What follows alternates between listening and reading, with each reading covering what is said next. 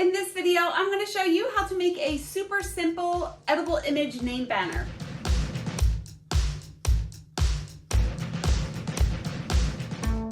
Hi, it's Karolyn. Welcome back to my channel. I'm a professional cake decorator just outside of Philly. I've been decorating cakes since 2002. And on this channel, I share my tips and tricks and ways that I bake and decorate cakes to help you along your journey. So if you'd like to join me, hit the subscribe button and the bell so you can get notified whenever I release a new video. So I am about to make an edible image name banner, which I posted a drip cake like 2 weeks ago, and I made the name banner for it and I couldn't film it and I felt really bad. So now I am filming it. I'm making one, so I wanted to film it for you and show you how simple it is to do. To do this, you do need an edible printer system. I got my printer system at Icing Images. I can link that below. I'm not affiliated with them. However, I love their products. It is very user-friendly. A lot of people are a little intimidated by edible printer systems, but I love them. And this printer here prints so beautifully, and I love it so much. And I will link everything below. So let me stop rambling and let's get into the video. All right, so I'm putting the banner on this cake board here. I have a little ruler here. This is a 6-inch ruler, and I can have it a little wider than 6 inches. So I'll probably do about 8 inches wide, up to 8 inches. I just want to make sure that I measure how long that I want it to be before I print it out.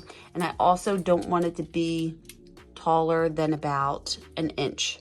So no bigger than 1 inch tall and 8 inches wide. All right, so I opened up a new Word document. I have a PC, I don't have a Mac. I'm not sure what program you would use for a Mac, but I'm using a PC for this. I have it in landscape mode, not portrait mode, because I can use this ruler up here, which shows me that I can go up to 8 inches long, which I want to do. I have over here, I'm just going to type out congratulations, Serena.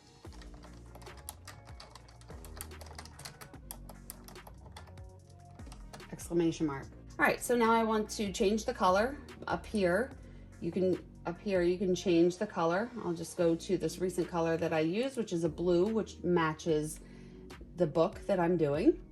And I'm going to highlight this all again and change the style. And I like this one called Sweet Shine. I download all my fonts from Da Font, and I can link that below. And I think that looks pretty good. So it's about, if I look over here, it's about less than an inch tall and about 7.5 inches long. And I will have a border around it as well. So this should be perfect. So now I want to print. So I'm going to click File, Print. Make sure that it is set up to my Canon printer. Let's print this out. All right, now I have my printer. It's turned on. This is the Canon TS702, and I do have videos that I made that I can link below on how I use this, but I pulled the tray all the way out. And here's the paper, the edible icing sheets. I'm gonna take a new one out because I don't believe I have a used one. Every time you open it, close it right away, because if you don't close it right away, you're gonna forget that it's open and it's gonna dry out, because it's happened to me. I like to feed it in with the extra little strip down first. So I'm going to pull this out and feed it in between the two blue end caps and then place that back on. And now I'm going to print it out.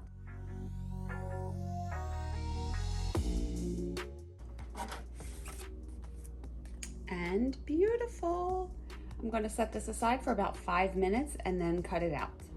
All right. Now this has been sitting for about 5 minutes. The ink is dry. I can see that it's not shiny, so it's dry. What I did, I got some of the blue, and look, perfect match. I'm pretty good. I'm pretty proud of myself. I got some of the blue fondant that I covered that book with, and I rolled it out really thin. If you've seen any of my videos, you know that I mix a little bit of Tylose powder in with my fondant when I'm using it. A little bit goes a long way. Just sprinkle a little bit on here and knead it together, roll it out, and let it sit for, you know, the longer the better. This was sitting for about 15 minutes, and it's holding its shape. You know, it's not like so soft that it's falling apart. And I just love this Tylose powder. I feel like it makes my fondant so much easier to work with. I will link this below. So I just want to peel this off, but I want to be able to save the rest of the sheet to use later. So I'm just going to peel off and lift only where the wording is. And then just use my scissors and cut. Give yourself enough room. So try not to cut too close to the word so we can make a sharper cut later. All right. Now, these envelopes is what the paper comes in. I always save them. I don't ever throw them away. I have so many. But this way, you can store the unused paper in here and use it for a later date. I have a video on how I save my icing sheets by printing on used ones, and I can link that below as well. Now, I love this little tool. This is a little paper cutter. I can find this and link this below. And what I love about it is it makes nice, straight, even cuts. Because if you try to cut with scissors, you may be able to see that this is a jagged edge. It's not nice and pretty and perfect and straight, and that's what we want to do. So to start, I just want to trim the end off a little bit. Now, I want to show you something too. If you want the end of your ribbon to come to like a little point, like this,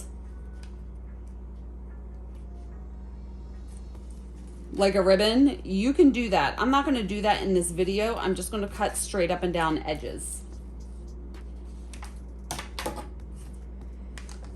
So this thing is great because it has all of these lines as a guide. It has this piece here so you can rest your piece up against it.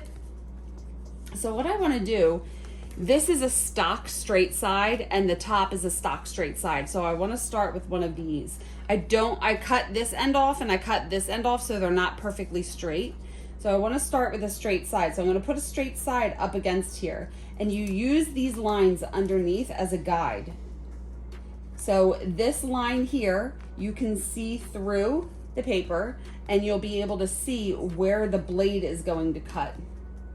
I hope this makes sense. So you want to line it up and make sure it's as straight as possible. And the way you do that, look at where the lettering is on the lines underneath. It may be a little difficult to see, but you just want everything pretty straight.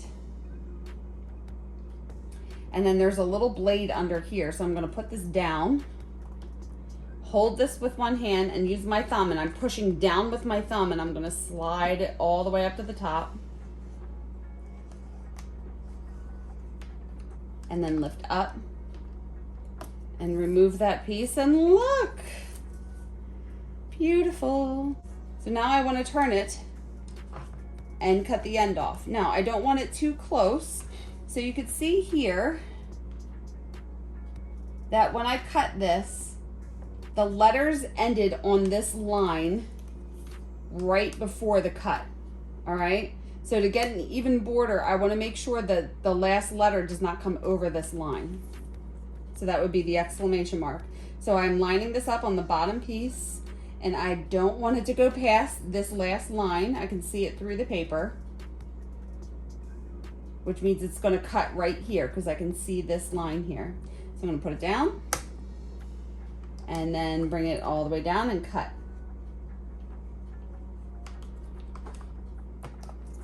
Beautiful. And do the same thing for the other two sides. Line it up. Make sure the tallest letter or exclamation mark doesn't come past that first line. Make sure it's flat. You don't want it to be on an angle. That's why I love all these lines underneath here. Serve really well as a guide so you can make sure that you're cutting correctly.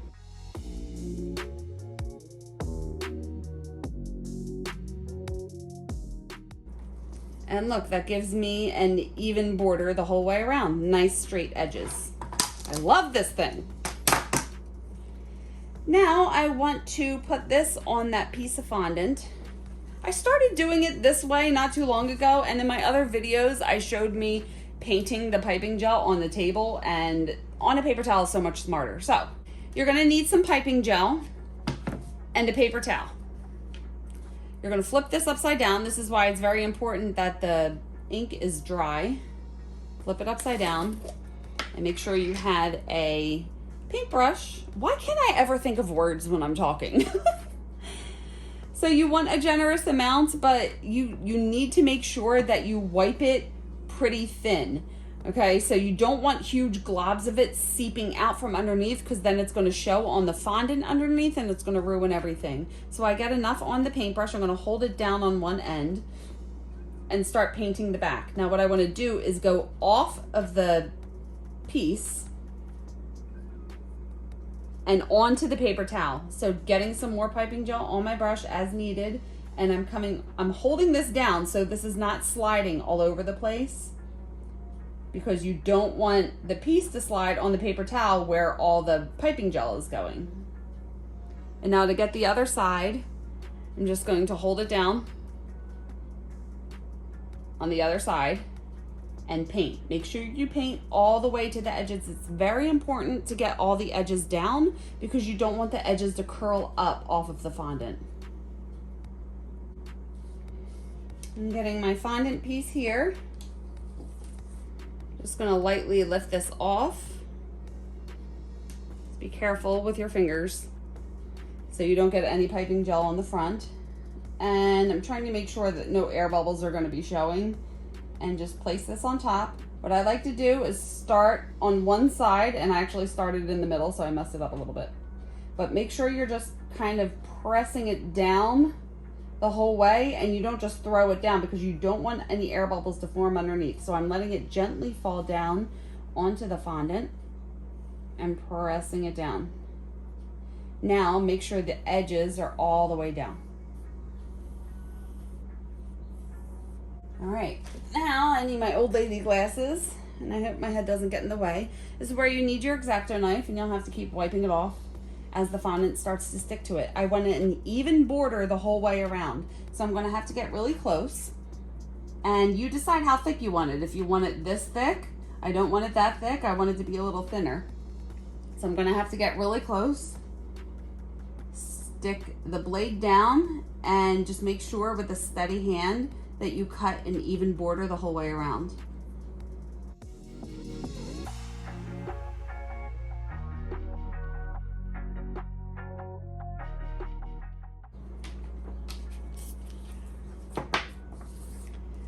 Setting that aside, and like always, whenever I make any cuts, I like to take my fingers and smooth out the edges, because the edges always get kind of jagged. So just smoothing everything out. And here it is. So I don't want it to dry flat. If you are not ready to put it on your cake, I like for these to dry with a little curve to them. So I have a little, this is an 8-inch dummy here. It's really not important the size right now. But what I can do, since this has Tylose mixed into it, I can set it on its side, and it's not going to collapse over. It's holding its shape. If your fondant is too soft, when you do this, it's going to distort the bottom. But sometimes, most of the times I make these signs, I like to have them have a little movement to them. So I'll push it out in the front and then have it attach in 2 different sections, and then have the ends come up. So it's kind of like a little wave. And if I set it like this to dry for a little bit while I continue working, it's gonna start to take that shape. And then when I'm done, I'm going to put it on the cake, and it'll hold its shape this way. I hope that makes sense. So I'm kind of drying it vertically, but I'm still gonna lay it on the cake board the other way. I seriously hate when I can't talk. Words are hard. If you're putting it on the side of a cake, then you could just dry it like this. Or if you're ready, you could just put it on the cake now. I just wanted to show you different ways that you can dry it. Because if you try to dry it with a curve like this, it's not holding its shape yet. And there's your easy peasy edible image name banner. All right, I started putting this on there, and then I just decided I wanted to film it. So I have a little bit of piping gel and my paintbrush, and this has dried to the shape. It's still a little pliable, but it's dried with a curve to it. And I'm just gonna put piping gel on the back where it's going to touch the cake. I was going to put it on the cake board, and I decided it was going to look stupid over here. So I'm going to put it on top of the book. And then just center it and place it down. And now that it's dried a little bit, it's going to hold its shape. And voila, there's the banner on the cake. Totes adorbs. So here you go. Here is your super cute, super simple, edible image name banner. That was a lot. I love making these so much. They are an easy way, because a lot of people, they want their cakes to say happy birthday or congratulations or whatnot on it. And I find that putting it on a little banner is a lot nicer instead of writing it on the cake. I feel like, am I old school, but I feel like writing happy birthday whatever on a cake is for sheet cakes, not for big beautiful tiered cakes. But doing it this way, printing it out and putting it on a banner and just having it on the cake is just such an easy way to get the message across. Does that make any sense? But anyway, I have another video on how I make a name banner using edible markers too. It gives a little bit of a different look to it, but it's also an easy way for you to get that pretty, you know, happy birthday, congratulations, whatever name banner that you want. So I will link that below as well. And I'm like talking with a lot of words and not really making any sense. So that's when I know I need to wrap it up. Like Phoebe, wrap it up, wrap it up, wrap it up. So if you have any questions about this, leave them below and I will get back to you. And you can follow me on social media. I am on Instagram and Facebook, and I have my website, and I will link everything below as well. And please watch these videos next, and hit the subscribe button and the bell if you haven't already. Please like this video if you liked it and got something out of it. It really helps out my channel. Thank you so much for watching, and I will see you on the next one. Bye.